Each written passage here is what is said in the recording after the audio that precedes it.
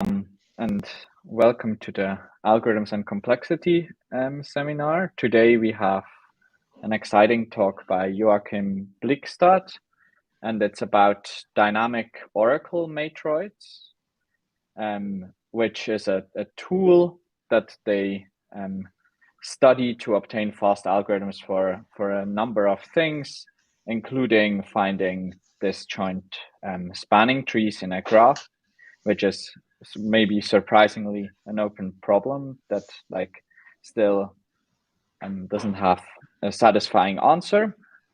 Joakim is a PhD student of Danupon Nanokai, and he has numerous very interesting papers on matroids. So I think we will probably all learn a lot. Thanks a lot for talking to us. Thanks for the introduction. I'm Joakim. As Simon said, I'm a PhD student of Danupon. What I will present today is some new results we have on matrix intersection and the matrix union and how we can use it to solve problems. And this is joint work with Sagnik, Danupon, and Tawe. Feel free to write. I think there's a chat where you can write questions at any point during the talk. So yeah, please write there if you have any questions, and I'll try to monitor it and see if I can respond to them. Yes, okay, so let's get started. So I want to lead with this nice, cute problem, which is that of finding k-disjoint spanning trees in a graph. So here, we're given some graph and some integer k, and yeah, the task is just to find k-disjoint spanning trees. It seems like a quite simple problem at first sight. For k equals 1, it's just finding a single spanning tree. This can be done however you like the DFS or an MST algorithm or whatever. It gets more problematic even for the case of k equals 2. So if you go back here, if you see this yellow spanning tree we picked, it already cuts the graph in two here. This edge up here and this edge down here are both used in the spanning tree. So we cannot find a new spanning tree in the remainder of the graph here. So if we want to find two disjoint spanning trees here, we have to not use this full yellow spanning tree. We have to change it a bit. So even for k equals 2, it turns out to be rather tricky. And yeah, I want to start here with an open problem. Can we, even for k equals 2, solve it, find two disjoint spanning trees in a graph, an undirected, unweighted graph, and we want to do it in the near linear time. I think it's a very cute problem, and some people have studied it, mostly back in the 90s and 80s, and since then there have not really been too much progress on here. So in fact, the state of the art before was this a V root E algorithm, and using our matrix intersection framework I will present today, you can actually get something slightly better, which is E plus V root V, which is, you can see as if the graph is dense enough, then it's already linear time. So whenever E is at least V root V, so sufficiently dense in some sense, it's linear time. But in general, for sparse graphs, we don't really know how to get the linear time. Okay, so the overall message I want here is that we kind of want some, it would be very nice to have some kind of unified way or framework to solve lots of different problems, develop efficient, hopefully near linear time algorithms for lots of problems. And we have seen something similar already for min cost max flow style problems. There's lots of different problems which reduces to min cost max flow, and due to this recent breakthrough work, some of the authors I think are in the audience now, and we can solve a lot of problems in optimal time already. Here is a sample of them, for instance bipartite matching or negative weight single shores or this path to vertex connectivity and so on. However, there's still many like graph problems, which it's very unclear whether they have a reduction to like min cost max flow or whether you can solve them in some other way, and which have like somewhat efficient algorithms, but not quite like at linear time yet. So one of these problems is the problem I mentioned, like this k-design spanning trees problem. And here I want to claim that maybe it's interesting to study like matrix intersection, matrix union, which is also this kind of framework problem which captures a lot of these problems. Like now I was a bit biased in which problems I wrote here, like I wrote those which reduce to matrix intersection. But there's a bunch of problems which matrix intersection is a natural avenue to study them. And we can also see that there is some overlap, like for instance, bipartite matching can be both solved using min cost max flow, but it could also be solved using matrix intersection. Right now, the fastest way to solve bipartite matching is via min cost max flow. Like matrix intersection algorithms are not quite there yet. And it's a very interesting question whether we can like push it further. Yes. So let's talk about what these kind of matrix problems are, like matrix intersection, matrix union. And what I want to start with is to define what a matroid is. So a matroid essentially consists of two things. First, it's a ground set U of n elements, say like these elements over here on the right. And it is together with some notion of independence, which we call I here, which is like a nice example is the colorful matroid here, which where the notion of independence is that we don't want duplicate colors. So we say here that a set S would be independent here. So like it belongs to I, it is independent if there's no duplicate colors. And in this case, like it's green, red, yellow, so no duplicate colors. So this set would be independent, while another set here would not be independent. In this case, there's two green elements in the set S, so it's not independent. To form a matroid, this notion of independence have to satisfy like two properties. They're not too important for this talk, but I include them here either way. One is quite simple, downwards closure. Essentially, if some set S is independent, then any subset of it is also independent. And clearly this holds for the no duplicate colors. The other property is a bit more complicated. It's somewhat captures this that all the maximal independent sets should have the same size. There's several ways to write this. One is using this exchange property, which says that we have two independent sets, S and S prime, where S prime here is smaller. Then there always exists some element here, in this case, this green element, from the larger independent set, which could also be added to the smaller independent set. So like you can grow them all to be the same size. Yeah, and this is basically the definition of a matroid. And there's some more notions for a matroid we want to talk about here in this talk. So one very important notion is the rank of a matroid, which for our colorful matroid, if we have like a subset of elements here, it would just count the number of distinct colors in there. So it would be another equivalent way of saying it is that it's the largest sized subset which is independent inside some set S. So like the rank of S would be the size of a maximum independent set in S, or a maximal independent set, because maximum and maximum are the same for a matroid. And some nice properties of the rank is that a set is independent if and only if the rank is equal to the size. So in our colorful matroid example, if like the number of distinct colors in a set are equal to the size of the set, then there's no duplicate colors. And another cool thing about the rank function here is that it's submodular. One way of saying this is it has diminishing returns. Essentially, if you try to add an element X to some set A, then like how much you increase the rank is more for like smaller sets A than larger sets B. So like how so some kind of diminishing returns property. So this has connection to like submodular function minimization, and there's lots of literature about optimization on submodular functions. So let's take a look at a few examples of matroids. We already saw the colorful matroid, where our notion of independence was to have no duplicate colors, and the notion of rank then becomes that we count the number of distinct colors.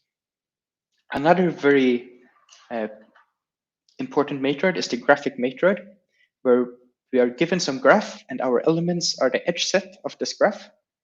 And then we say that a subset of edges, we call them independent if they have no cycles in them. So they like induce a forest. And here it turns out that the rank for the graphic matroid essentially counts the number of components in like a subset.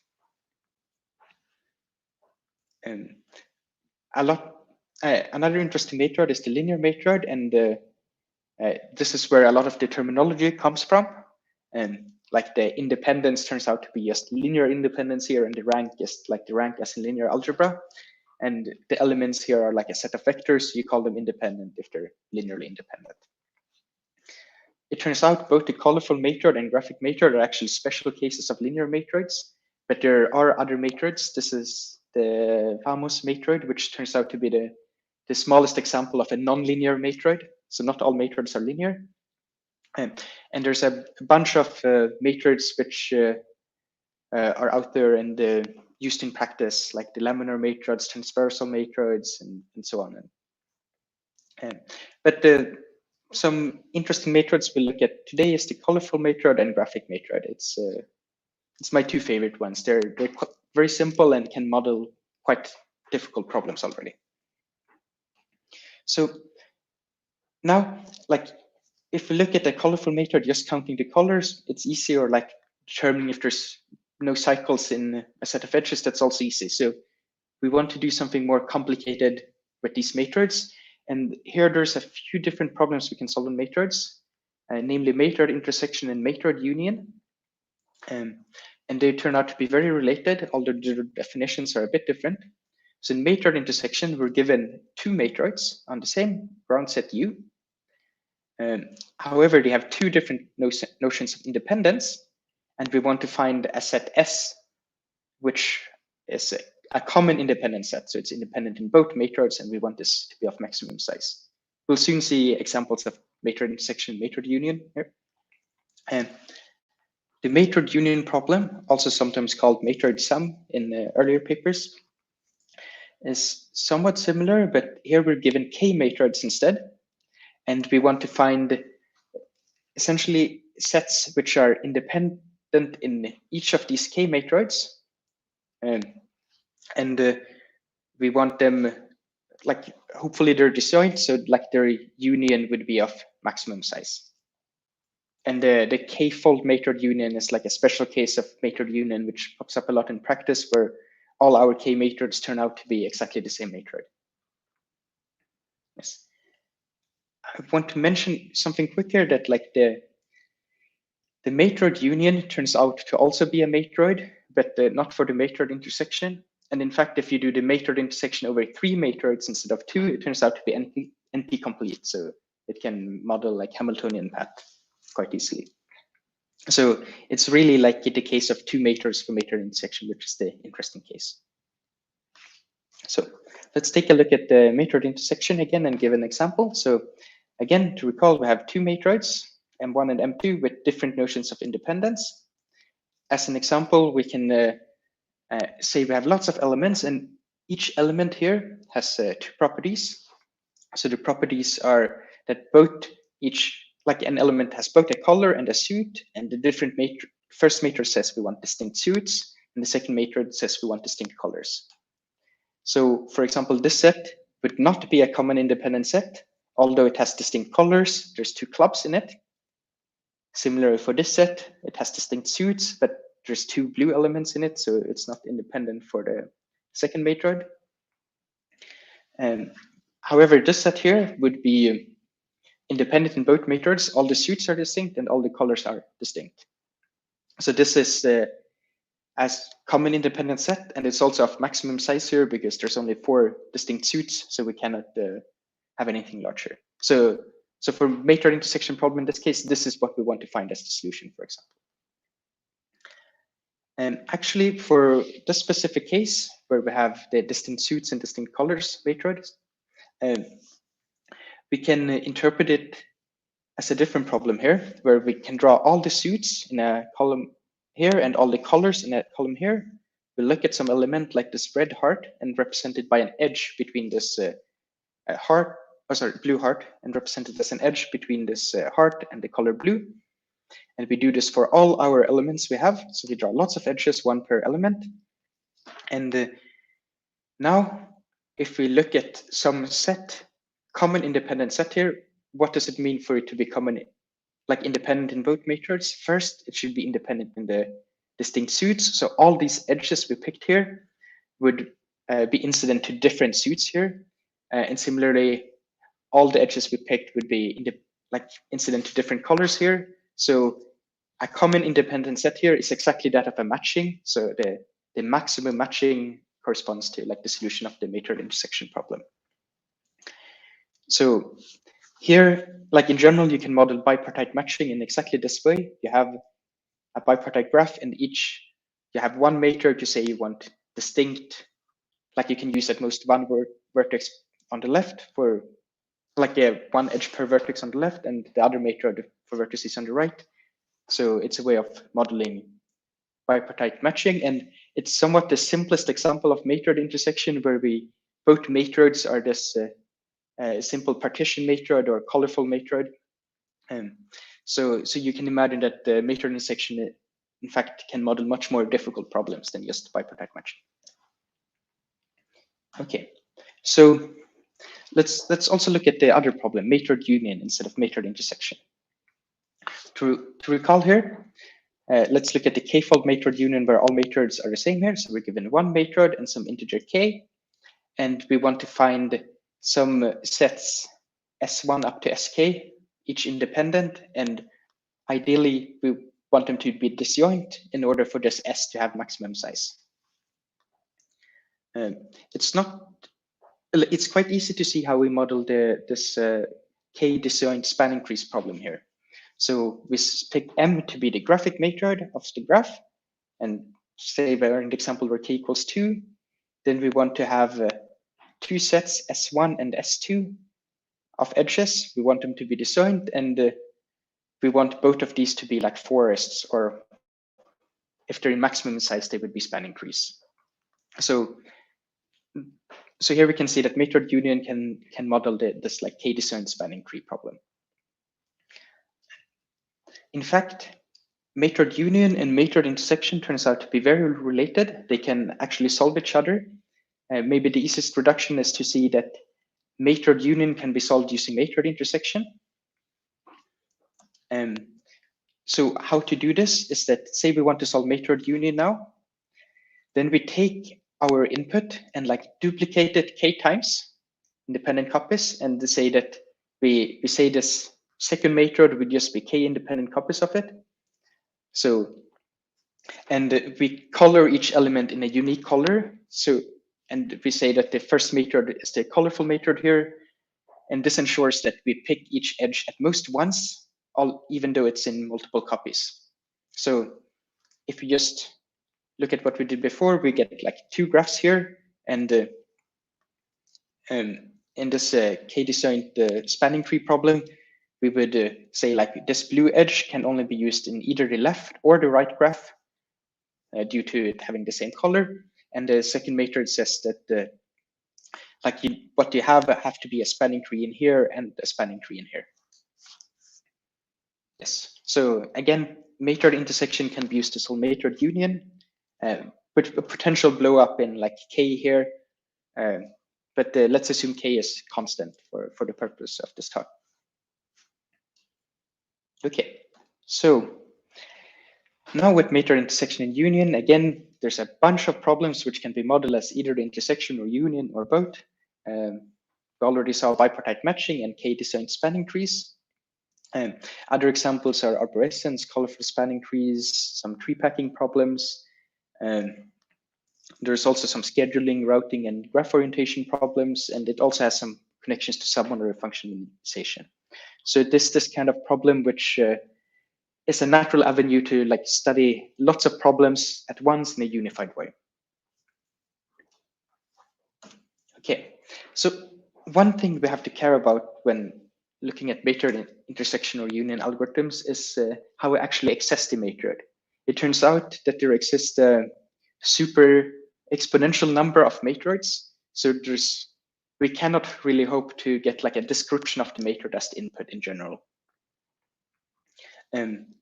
So normally we assume this kind of query access to the matrix. So we have some kind of oracle which we can ask queries to like, we don't know the matrix ourselves, but we can ask oracles about whether sets are independent. In the independence query model or the rank query model, we can ask for set S and what is its rank. So an example here is, say all these are the elements. We don't know the colors of them, but we have an oracle. We can ask for this set here. And if we ask an independence query, we would just get the answer no back because it has 2 green elements. On the other hand, if we want ask for a rank query, we would say there's 3 distinct colors in here, but we don't know it's talking about colors. We just get the rank back. We don't. It's important here to note that we don't know the underlying structure of the matrix in general. Yes. And then the traditional model of solving matrix intersection or matrix union then is to try to design algorithm which tries to use as few of these either independence or rank queries models. And we want to measure this in terms of 2 parameters, like n, which we call the number of elements, and r here would be the size of the answer. I like to think of them in terms of graph problems where n, the number of elements, usually corresponds to the number of edges, where r, the size of the answer, can be much, much smaller, like roughly the size of the number of vertices in most graph problems. So it's interesting to measure in terms of both of like dependency on both n and r here. And the state of the art for matrix intersection in this traditional model, like it's been studied a lot since the 60s. And recently there was this paper by Chakrabarti, Lee, Sidford, Singla, Wong, who showed an n square root r rank query algorithm.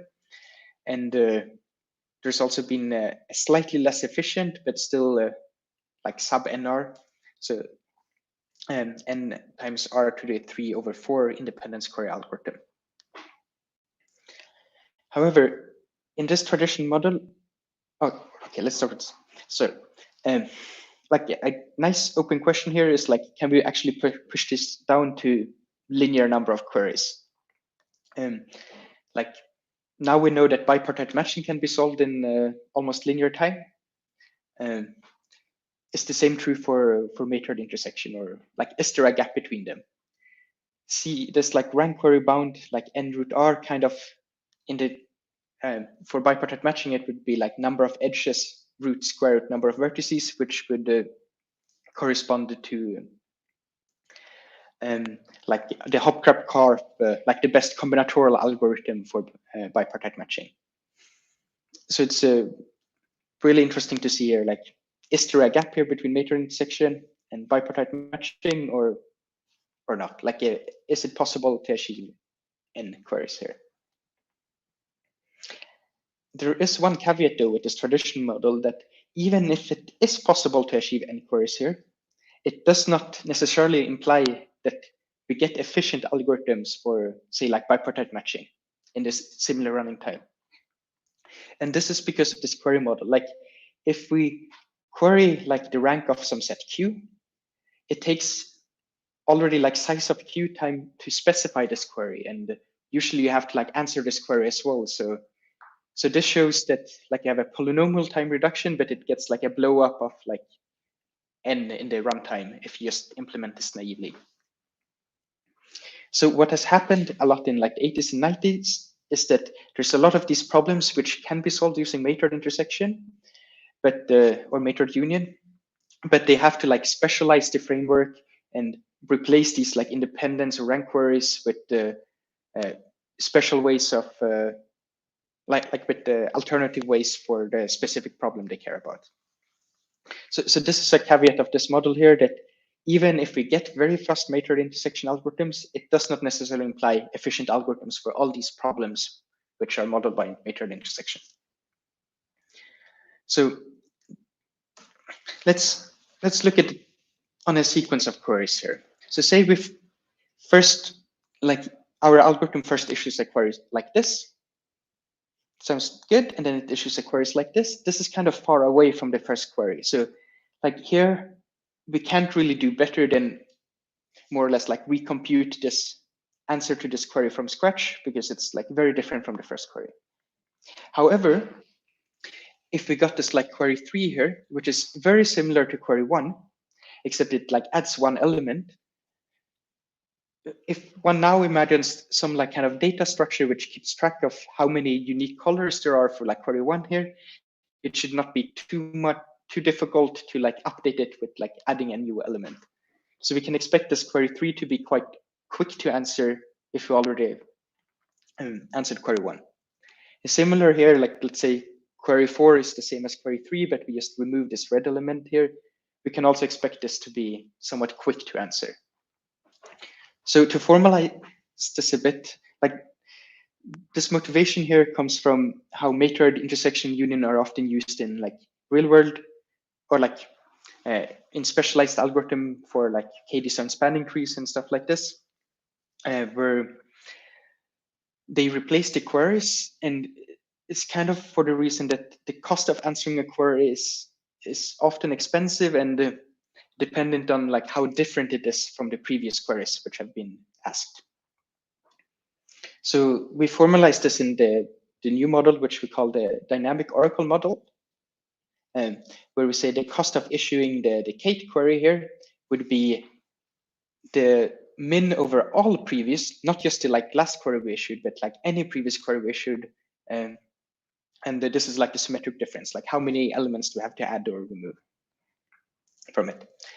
An equivalent way of formalizing this model is that we only allow queries to differ in like one element from some previous query. Like here, the cost would be like 5 if it differs in 5 elements, but then we can also say that we do all the intermediate steps. So another way is saying that we have the Kate query could only be like modifying a previous query by either adding or removing an element. So this really corresponds to some kind of like dynamic oracle here, hence the name. And this is our main conceptual contribution to introduce this model. And it turns out this is very nice, because for a lot of matroids which are interesting, say like the colorful matroid or the graphic matroid, it can turn out that we can answer these kind of queries quickly. So say for the colorful or partition matroid, if you just add or remove elements, we can just keep track of how many elements we have of each color, and then like constant update time, being able to like answer these new queries we get, like the dynamic query, if they don't differ by much. Similar for the graphic matroid, then the problem becomes that we have a graph, and like we get some like insertions or removals of edges. And there's a very rich literature here on like keeping track of the number of components or like connectivity in graphs. You can do it in polylog update time if you allow randomization, or like n to the little o of 1 if you want it deterministic. So we can really like leverage these data structures here. And for many other matroids, like say like a linear matroid, there's like dynamic linear algebra data structures to keep track of the rank. There's for transversal matroids and job scheduling matroids, there's similar like efficient update time algorithms to keep track of the rank. So we no longer have this caveat. So if we have some matroid intersection algorithm with cost measured in this dynamic oracle model, then we can just, Joakim, can I quickly interrupt? So Yes, Max seems to have a question. He says, you seem to require a worst case connectivity structure. Why is amortized update time not good enough? Right. Or is it? Right. This is like I was trying to hide this a bit under the rug, but I think it's a very good point to bring it up. Like here, we say that our query would be any modification of any previous query, not just the last. If it was just the last query, we can assume some kind of amortized update time. But now in our paper, we require like worst case update time. And this is because we want to make the data structure like persistent over time, so that we can like modify any previous version of the query. So if the data structure runs very fast in worst case, then you can like just keep track of the updates you did in this data structure and like store the previous version as well. So it is necessary to have worst case running times here. Maybe there are possibilities to like open up the box a bit and not actually have like purely worst case data structure, but some kind of amortized cost. But then you have to do like a more proper analysis of like how you actually use these queries in like a query algorithm. Yeah, makes sense. Yeah. I hope this like maybe as a very quick follow-up question, yes. How important is it that you can also modify old queries? Like, do you know whether it makes the model a lot more powerful? We don't know yet. Like all our algorithms, we actually abuse this fact that we can modify old queries. It seems much trickier to only modify the last query. Like I would believe it's like a much weaker, and then you cannot achieve like similar running times. But I guess if you can only modify the last query, it would be interesting studying this model as well, and looking at like either lower bounds or upper bounds, and if there's a separation between the two models or not. Yes. Thank you. Of course. Yes. I want to note one quick thing here, though. Like we require worst case update time for these data structures. However, we don't care about whether they're like if they're randomized. We don't care if it's against like oblivious or adaptive adversary, because we will not inspect like the internal parts. We'll just inspect like the rank of the algorithm. So it's fine to have only like the oblivious data, like data structures which works against oblivious adversaries. Yes. Right. Yeah. So what I wanted to get back to here is that, like, if we have now a fast Matroid intersection union algorithm, we can just leverage in a black box fashion some like data structures for dynamic connectivity or like colorful matroids and so on. And immediately, for a lot of problems which are of interest, we get similar runtime algorithms, maybe with like a polylog blow up in the runtime. Okay, so now we have both like a unified way of studying problems, and which also like preserves like how efficient the algorithm is.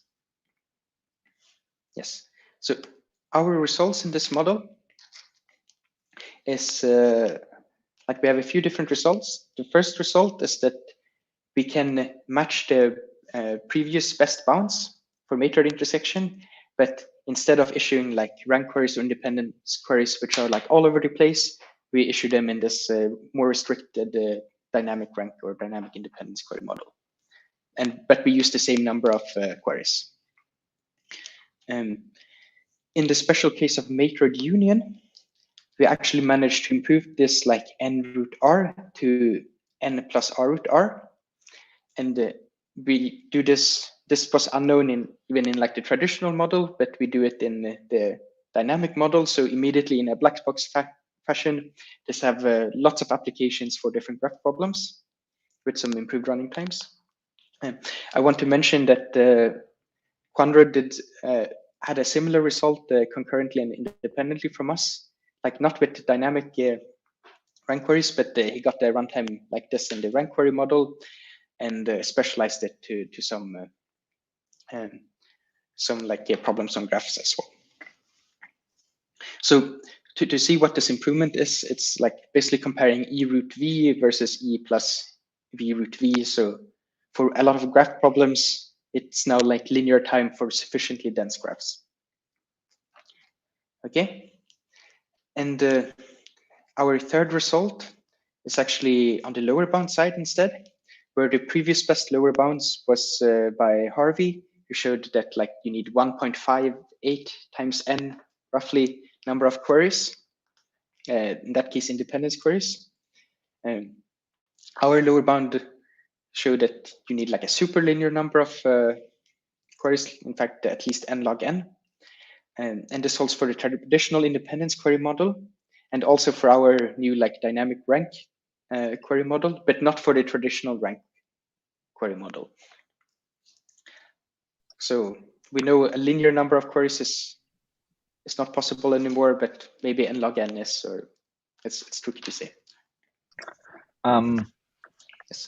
Thanks. With respect to this log n thing, we also have another question, which is, how do you do the colorful matroid in order 1 with persistence? Just the simple persistent array approach gets log n. So yes, I agree. Like here, I was trying to brush it under the rug here. Like this is amortized time would be constant, right? But if you want to make it persistent, you would have to do it like log n update time. Okay. Okay. Right. Thank you. Right. So like you can have like worst case a 1 update time, but then in the reduction to make it persistent, there's like a log n overhead. Okay. Right. Yes. Okay, good. So the next, okay, yeah, so we can look at how our dynamic oracle algorithms compare to like state-of-the-art algorithms for a lot of these problems, which can be reduced to matrix intersection. So there's this quite large table here where we have some like matrix union and matrix intersection algorithms. And for some of these problems, like the k-disjoint spanning tree, our runtime beats like the previous best. While for some of these problems, like say bipartite matching, our runtime like does match like the best combinatorial algorithm, but not these faster ones by MaxFlow, like using MaxFlow. There's also some other cases like for linear matrix intersections. There's some specialized algorithms. So even though we get something like non-trivial, it does not quite match the best linear matrix intersection algorithms. Yeah, so, but the story here is that in some sense now we have for lots of these problems, we do match the previous best algorithm. For some of them, we even improve it. So now we have like a very unified algorithm, which in like a black box fashion together with some like data structures for specific matroids, just either like matches or improves the best running time. Okay. So in my talk also, I want to talk a bit about our techniques and how we achieve our results, like how we convert the previous matrix intersection algorithms to using this dynamic oracle instead. And for this, the overview is that first I'll explain a bit about these like exchange graph and augmenting paths framework, which is used by a lot of matrix intersection algorithms like previous ones. And then where the bottleneck is in here to use in the previous algorithms, why they are not directly using this dynamic oracle version, and how we overcome this. I also want to quickly mention for matrix union on how we bring this like n squared r runtime down to n plus r root r. And let's see if I have time enough to discuss the lower bound as well. So for matrix intersection, a lot of these algorithms, like if you recall from earlier in this talk, like bipartite matching is a special case of matrix intersection, perhaps the easiest special case. And a lot of algorithms for matrix intersection try to generalize algorithms for bipartite matching. And for bipartite matching, I think more or less everyone in computer science have heard about these like augmenting path style algorithms for them. And there's a similar notions for matrix intersection. So say we have a current like partial solution S for the matrix intersection problem, then we can define a graph on it as follows. Like there's a few different style of edges, which basically says like are only like local constraints. So like here we say, okay, let's say start with this one. Here we say that if an element B1 can be added to S without breaking independence in the first matrix, we have like an edge from the source to B1. But then, of course, this might break the independence in the second matrix. So then we might need to find some element A2 to like remove again. But then maybe this allows us to add some element B3 instead to exchange for this A2. And then maybe when we added B3, it was all good in the second matrix. So there's these like 4 style of edges, which are only like they are defined to exist in this graph if sets like this, these are independent or not in the 2 different matrices. And if you draw this exchange graph, like you run a breadth cursor in it from the source to sink and like draw them as layers, you'll note that like every other layer would be some inside the partial solution you have already, and every other layer is new elements which are not in your partial solution. And there are some challenges to this graph though.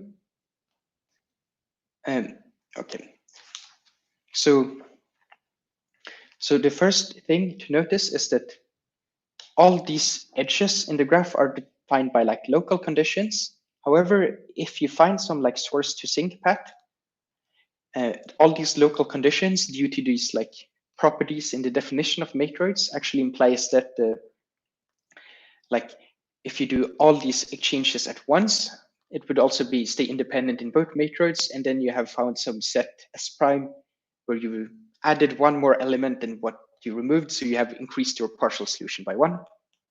So this is very similar to bipartite matching. You find like an alternating path of like removing or adding edges, and then it has odd length, so in the end you increase the size by 1. Some challenges here for matrix intersection, which does not show up in bipartite matching, is that this graph is quite dense. It has up to NR edges.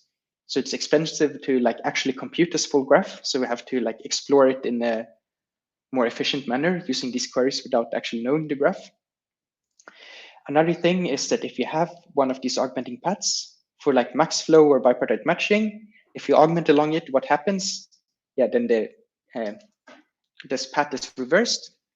But here, there's some other scary things happening. Like there might be some edge, which is seemingly like does not have nothing to do with this path, which might just like disappear from the graph. On the other hand, there might be some edge here, which just appears in the graph, which also has seemingly nothing to do with the path. So this presents some challenges which you do not have for max flow or bipartite matching. In particular, that if you have a sequence of disjoint paths, they're not necessarily compatible. And also any algorithm, you would need to like make sure to handle these like inserted and deleted edges, so you don't use like edges which are later removed or forget to use an edge which are inserted. Okay, so a lot of these modern algorithms for matrix intersection rely on like exploring this graph efficiently to like implement a DFS or BFS in this graph. And one of the main subroutines is that if you have a vertex V and a set X, we want to find some outgoing edge from V to the set X.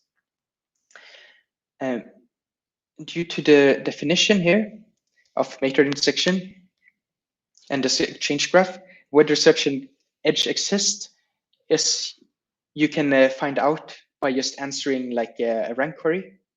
It depends on whether like the size of this, like rank of some set is equal to something like this or this. So this means that to actually find such an edge, we can check if one exists first with one rank query, then we can like do it for half of X, and then if it existed here, we can do it for half of X again, and then maybe if it did not, then across the other two. So we do like a binary search approach on X here. And this is a main idea from Chakrabarty, Lisi, Singla Wong, and Nguyen, which have led to like these fast modern matrix intersection algorithms. And that's kind of the bottleneck in matrix intersection, right? On how to implement matrix intersection for the dynamic oracle. So this is like, we need to kind of answer these queries like S minus V plus X, like query these sets where we binary search on X. And these query sets are far apart. We start with all of X, then like half of it, and half of that, and so on. So this is a challenge. It takes a lot of, like if we do this for each V, then we have lots of queries all over the place. Fortunately, the set X we want to query over is mostly the same. So one main idea is here to pre-build these sets. And so you can pre-build like query a set like S plus all of X, and then like S plus half of like the left half or the right half, and build like kind of a binary tree. And this binary tree you can use for doing the binary search then, because here you would just need to like subtract V in order to be able to like query the set you wanted. However, we're not quite done there, because whenever we find an augmenting path in our graph, the set S changes, and it appears in all the nodes in this binary tree here. So like updating it would be very expensive. Like the number of times we find an augmenting path would be like R, and then we have n nodes in this graph. So then would be like n times R extra queries, which is too expensive. To overcome this, we like lazily update this tree in batches. So only when S changed by a lot, we actually update the tree. And to make it all work, we needed to use some more structural insights about matrix intersection, like an augmenting sets lemma, which says you to determine whether an edge exists, it's not necessary to look at this set here, but it's also okay to look at some other sets which are more where you only consider the changes to S which happen like locally in this exchange graph. But yeah, it turns out to work out in the end. Yeah, that's basically the main idea on how we can implement the previous algorithms using this new dynamic oracle model. Okay, let's take a look at matrix union now, where we try to go from n root r to n plus r root r.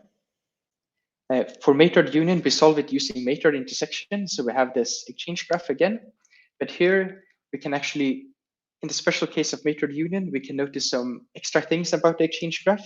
In fact, most of the elements will be in the first layer, like roughly n elements will be there, and only roughly r, which is in general much smaller, would be in total over all the other layers.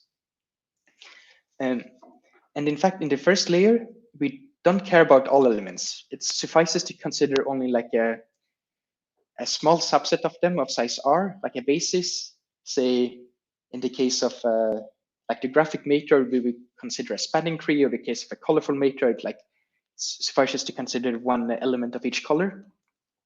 So then if you look at in the first layer, replace it with this like smaller greener circle, and then all the other layers, you have only r elements in total, which allows us to push this runtime from n root r to n plus r root r. There's one slight difficulty here still, which is again when we find an augmenting path, the set S changes, so this graph changes by a lot. And some elements, like how this green circle looks like, we have to maintain to still have like a spanning tree there, for instance. And we do this by like a decremental basis, like maintaining a basis of and matrix in under like decremental updates. And this is inspired by like early works for dynamic connectivity for like a decremental minimum spanning tree too. Yes. Okay. And yeah, that's basically the main idea for matrix union on how we improve the time from n root r to n plus r root r to like basically sparsify the exchange graph. So the final thing I wanted to talk about if I have time, is the lower bound. The main idea there is to look at a communication game. And here we consider two players, Alice and Bob, and they each get one Matroid, M1 and M2 over the same ground set. And we want them to solve the Matroid intersection problem. And here we don't restrict the running time at all, but only the amount of bits they need to like communicate. So Alice can send a message to Bob, and then Bob responds with something, and so on. And if one thinks about this a bit, it's easy to realize that, say, if we have a algorithm using independence queries, then Alice and Bob can both simulate this.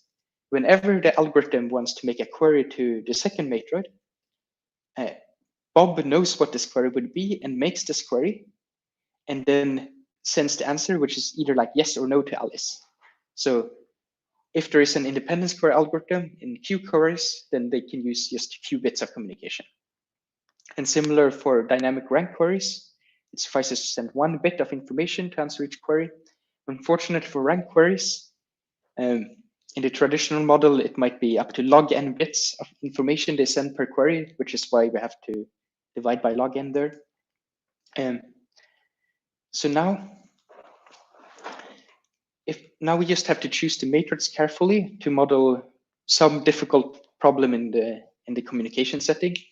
And it turns out one such problem is like just graph reachability. Alice has some edges, Bob has some edges. They want to see if the graph is connected or not in a directed graph. And there's an n log n bit lower bound for this. And you can choose the matrix carefully. So this graph reachability problem turns out to be exactly determining whether there exists an augmenting path in this exchange graph. And the exchange graph turns out to be the same graph as like the input graph to the graph reachability problem. Yeah, so this gives the like n log n bit lower bound for independence queries and dynamic rank queries, but not for rank queries because you lose this factor of log n. So it's only an omega n lower bound for rank queries, unfortunately. Yes. And this more or less wraps up my talk. I want to end by repeating some open problems again. I think the main one here in a very cute problem is this k-discern span increase and whether we can solve it in linear time or not.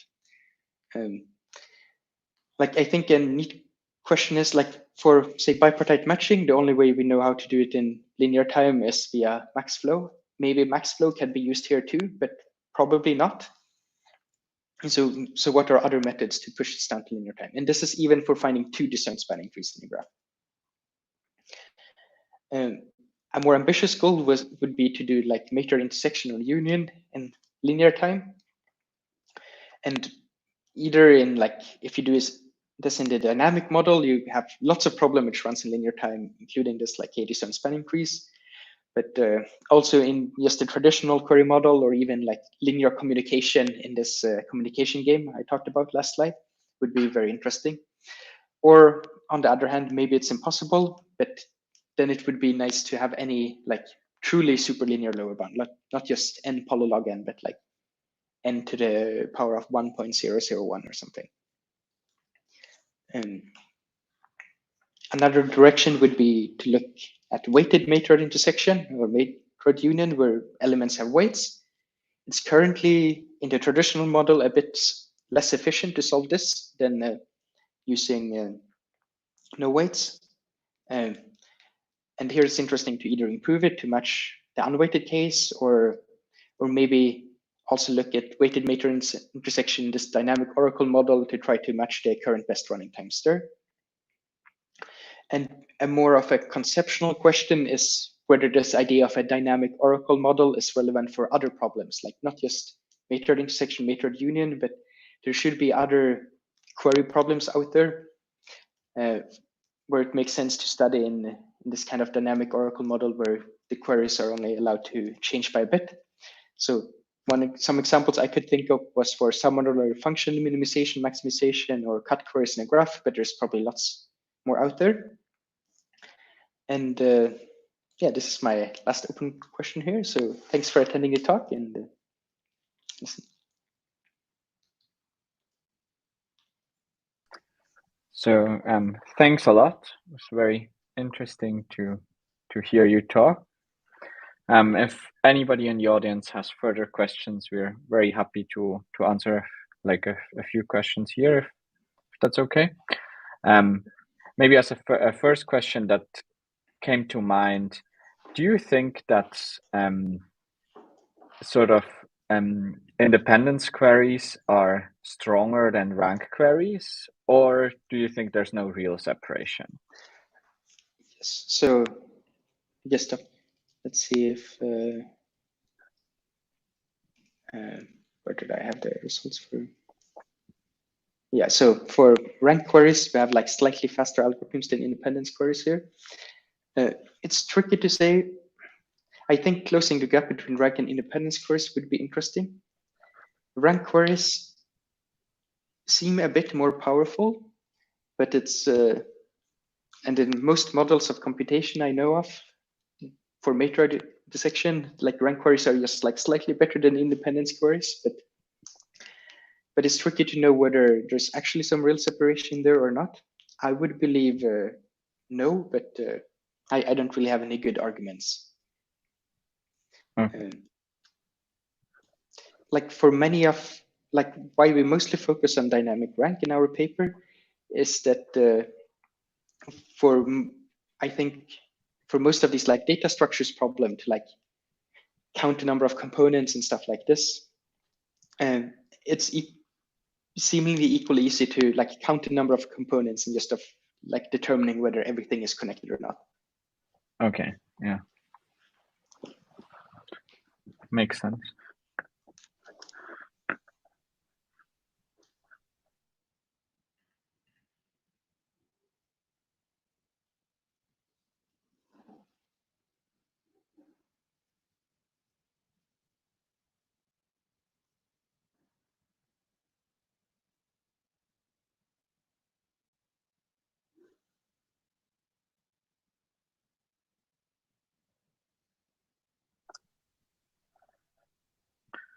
Maybe one more question that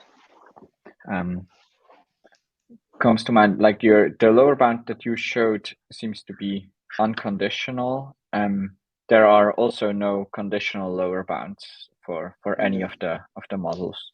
No, not that I don't know of any conditional lower bounds. Like our lower bound is unconditional. It's nice to consider these kind of query models, right? Where it's feasible to prove unconditional lower bounds from communication complexity or like information theory. But like everything here is like subquadratic already time, right? And there's not too many conditional lower bounds I've seen which show like something in between, like show an n root n lower bound, for instance. Most of the conditional lower bounds from fine-grained complexity are usually like n squared or n cubed. Yeah.